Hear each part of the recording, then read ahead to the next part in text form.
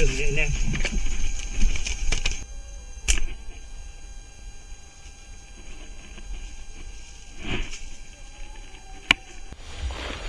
Hello anh em nha. Hôm nay ở chỗ mình là gió mùa về đầu tiên nha. Mình đi săn nha. Săn bằng ná cao su nha. Anh em xem nhớ cho mình một like, một chia sẻ nhé. Hy vọng hôm nay là gió mùa về thì gặp có nhiều chim. Bắt đầu nha anh em.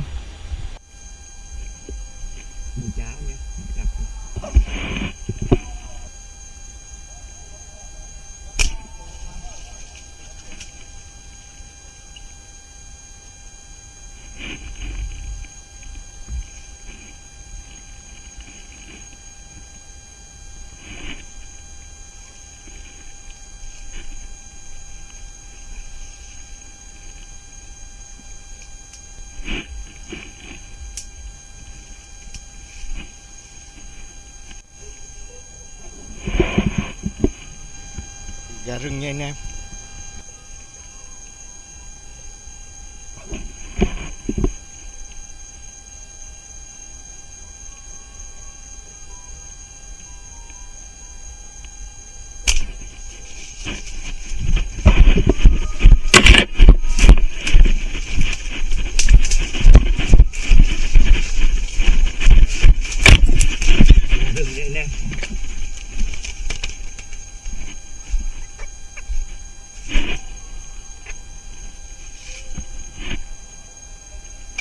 Quả đã gà rừng nhé.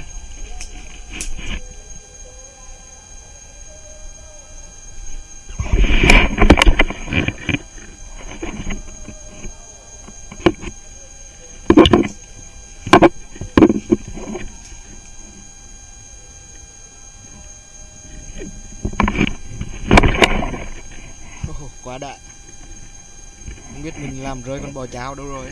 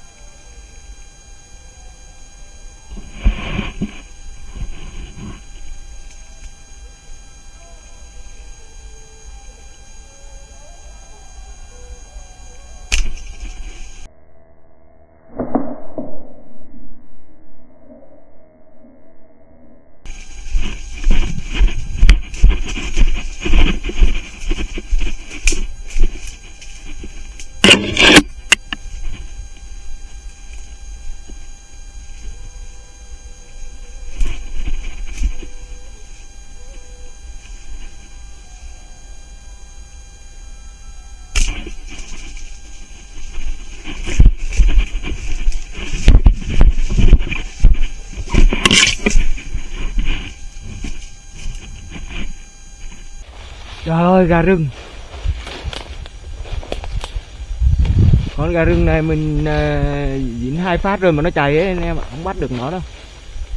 Dính đầu, con này một phát dính cổ, nhưng mà cái dây này nó dùi quá, không ăn được. Bắt được có con này.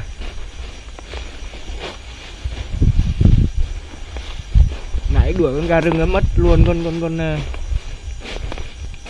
con bò cháo luôn à, rớt đầu tìm không thấy. Ghê, lủi đâu rồi?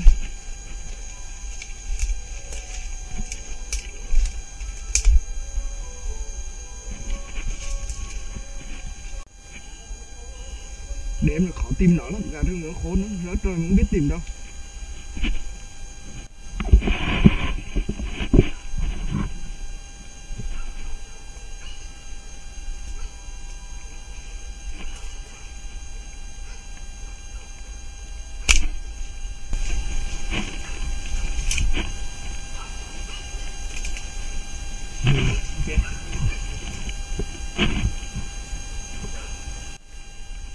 Hay lạ nha anh em, cái dây nãy rùi quá bắn cũng nó không chết. Dây này mình chơi dây 065 055, giờ chơi dây 065, dây lúc nãy vui quá. Nếu mà dây lúc nãy cắn là con gà rừng ấy dính 2 phát là lùm được rồi.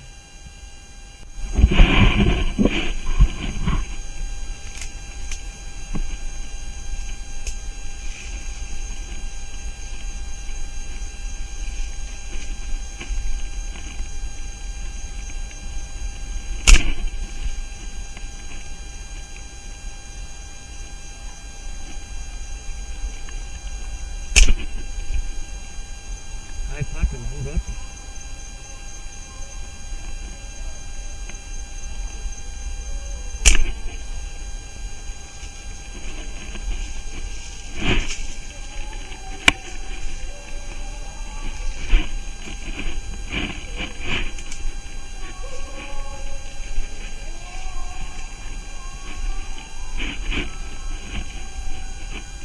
Em cõi thứ hai nha, sợi em ra rừng này được em cõi.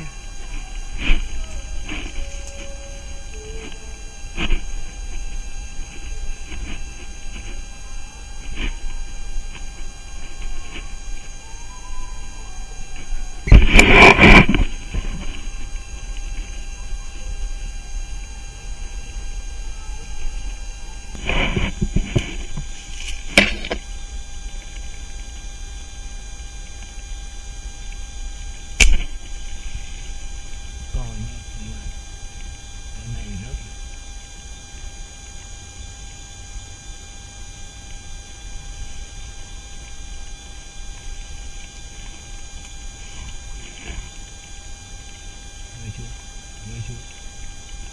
Còn này, em này rơi.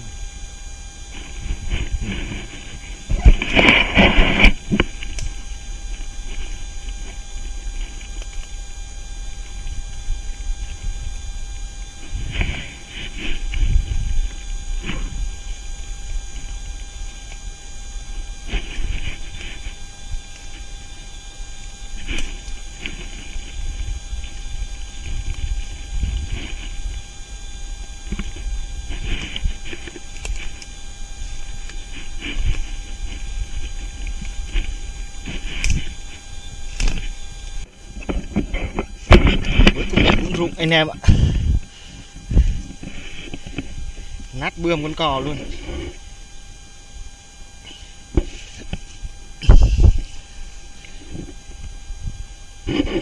Chờ phải đúng phải 5 phút gió nó rơi mới rụng. Ui, mệt.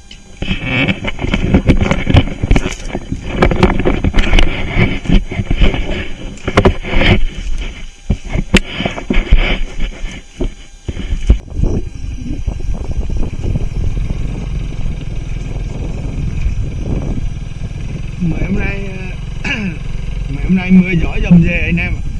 Đi săn vất vả lắm, đường xá lầy lội, vì đam mê đi thôi. Anh em xem nhớ cho mình xin một like, một chia sẻ nhé. Cảm ơn anh em nhé.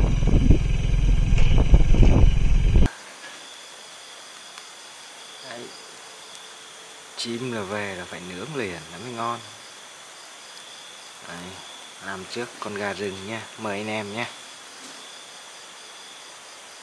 Thơm phức. Hôm nay 2 con mà lùm được con này, con kia nó chạy mất rồi. Con kia chắc ngày mai nó vô tìm là thấy.